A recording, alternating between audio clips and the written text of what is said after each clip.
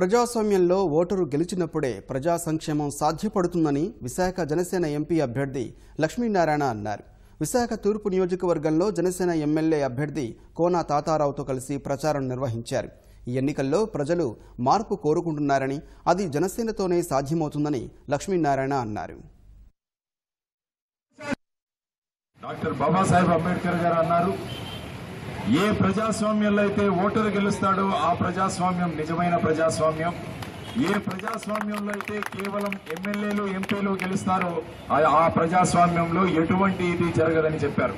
అసలైన ప్రజాస్వామ్యం అంటే ఓటరు గెలిచే ప్రజాస్వామ్యాన్ని మనం తీసుకురాబోతున్నాం జనసేన ద్వారా అని మీ అందరికీ తెలియజేస్తున్నాను.